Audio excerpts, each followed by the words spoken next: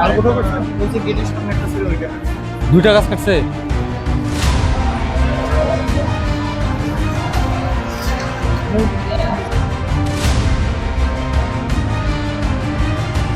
সুপ্রিয় দর্শক মন্ডলী, আসসালামু আলাইকুম। আজকে আপনাদের সাথে যুক্ত হয়েছি শেরুডাঙ্গা স্কুল অ্যান্ড কলেজের যে ফুটবল খেলার মাঠ, সেই ফুটবল খেলার মাঠ থেকে। আজকে আমাদের কাছে একটি তথ্য এসেছিল যে সরকারি শিক্ষা প্রতিষ্ঠানের যে প্রতিষ্ঠান, এই প্রতিষ্ঠানের কিছু গাছ নিয়ম বহির্ভূতভাবে বিক্রি করা হয়েছে। তো সেই অনুসন্ধানে আমরা এসেছি। আপনাদেরকে জানিয়ে রাখি, আপনারা যারা এই প্রতিষ্ঠান সংশ্লিষ্ট বিষয়গুলোর সাথে যুক্ত আছেন, সরকারি প্রতিষ্ঠানগুলোতে গাছ কাটতে হলে প্রতিষ্ঠানের কোনো গাছ, আধা সরকারি হোক আর সরকারি, সেগুলো হচ্ছে সরকারি সম্পত্তি হিসেবে বিবেচিত হয়। সেগুলো কাটতে হলে ডিএফও, ডিস্ট্রিক্ট ফরেস্ট অফিসারের অনুমতি নিতে হয়। আর যদি বাণিজ্যিক উদ্দেশ্যে শিক্ষা প্রতিষ্ঠানের কোনো গাছ কাটতে হয় সরকারি শিক্ষা প্রতিষ্ঠানের, সেই ক্ষেত্রে টেন্ডার আহ্বান করতে হয়। আমি যেটুকু জানি সেটা হচ্ছে যে আমাদের এই বিল্ডিংয়ের পেছনে একটা গাছ, আপনারা লক্ষ্য করলেই বুঝতে পারবেন ওই গাছটা একদম বিল্ডিংয়ের সঙ্গে লেগে গেছে। মানে বিল্ডিংয়ে এভাবে পড়ে গেছে, এমনভাবে পড়ছে যে বিল্ডিংয়ের ফাটলের পরিবেশ, মানে এমনভাবে হ্যাঁ হ্যাঁ হ্যাঁ বিল্ডিংয়ের ক্ষতি হতে পারে 100%। এই অবস্থা ওই গাছটা। আর ওখানে গেট, ওই যে ওখানে একটা সামনে আপনার যে আসার পথে ওই জায়গায় গেট হবে, তো ওই জায়গায় গেট হতে গেলে ওই গাছটা কর্তন করতে হয়। মানে দুইটা গাছ, একটা হলো এই গাছটা, এটা চিকন টাইপের হবে, আর এইটা হলো আপনার ধরেন সামান্য এটার তুলনায় একটু মোটা হবে। তো এই গাছটা কর্তন করার পেছনে যে আপনার সভাপতি আজকে আসে নাই, এই কাল পরশুর মধ্যে ইট আসবে। হ্যাঁ, ইট আসার পর ওই গেটটা করবে, আর গেটটা করতে গেলে ওই গাছটা কর্তন করা লাগে, কাটা লাগে। তো এখন এই দুটা গাছ মনে হয় সব মিলিয়ে 10,000 কি 12,000 টাকা দিচ্ছে। আচ্ছা, এই সিদ্ধান্তটা যে নিলেন, আর সভাপতির নাম কি বললেন? সুমন সাহেব। তা এই যে গাছ কর্তন করা হবে, এটা কোনো রেজুলেশনের মাধ্যমে কি আপনারা শিক্ষকরা সিদ্ধান্ত নিয়েছেন? না, রেজুলেশন তো শিক্ষকেরা করে না, গভর্নিং বডি। আচ্ছা, অ্যাডহক কমিটি এটা এজেন্ডা ছিল কিনা সেই মিটিং এ? গাছ কাটা গভর্নিং বডি সিদ্ধান্ত নিচ্ছে কি রে, ওটা গভর্নিং বডির তো ব্যাপার, ওটা তো আমি তো গভর্নিং বডির মেম্বার না। সেটা কার কাছে গেলে পাওয়া যাবে? গভর্নিং বডির সিদ্ধান্ত নেওয়ার এখতিয়ার রাখে হলো সভাপতি, প্রিন্সিপাল স্যার তো এখানে উপস্থিত আছেন। আপনি এই বিষয়টা আপনার নলেজে ছিল? শিক্ষক প্রতিনিধি আর অভিভাবক প্রতিনিধি, কাটা হলো বা হবে এই বিষয়ে গভর্নিং বডি মিটিং এ আলাপ হয়েছিল। মানে documents loss is everything loss, এখানে ডকুমেন্টসের একটু অভাব দেখতে পাচ্ছি।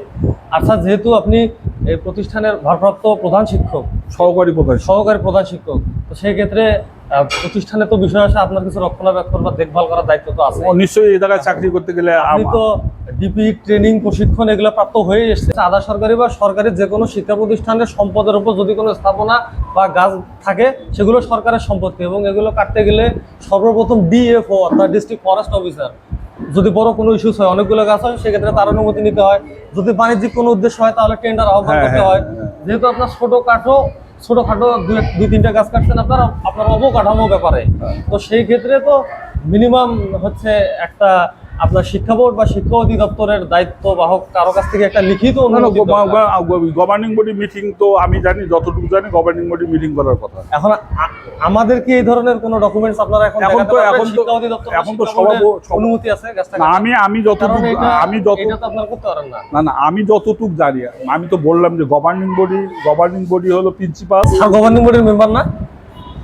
এখন স্যারের গাছটা সিদ্ধান্ত হয়েছে, রেজুলেশন হয়েছে, হবে। আচ্ছা, সর্বসম্মতিক্রমে সিদ্ধান্ত হয়েছে।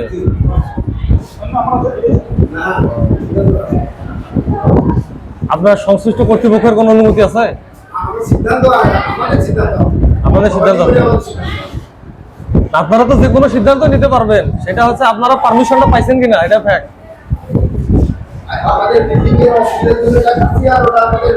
সেটা তো 100 বার কাটবেন, কিন্তু আপনার অনুমতির দরকার আছে তো।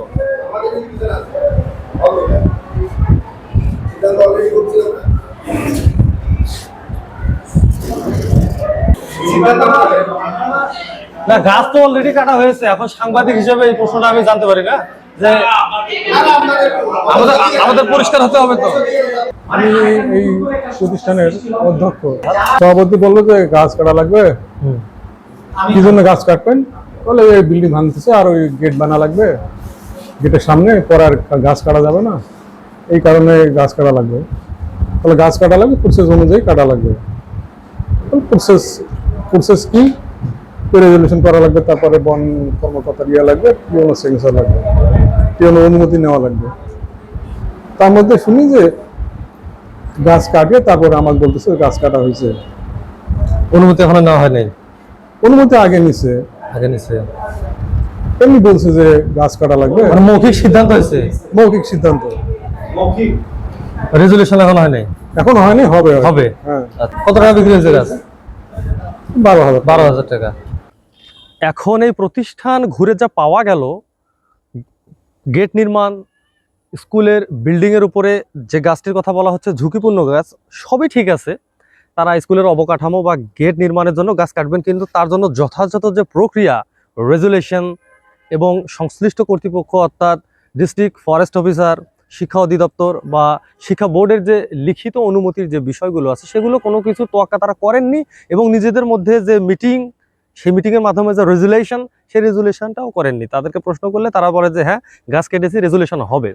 এই হলো উত্তর, দায় সারা কাজ। আমরা কথা বলি এ কারণে যাতে জবাবদিহিতাটা নিশ্চিত হয়। তারা তাদের প্রতিষ্ঠানের উন্নয়নের স্বার্থে, অবকাঠামোগত উন্নয়নের স্বার্থে গাছ কাটতেই পারেন, কিন্তু যথাযথ নিয়ম মেনে যেন কাজগুলো হয়, এটি আমাদের চাওয়া।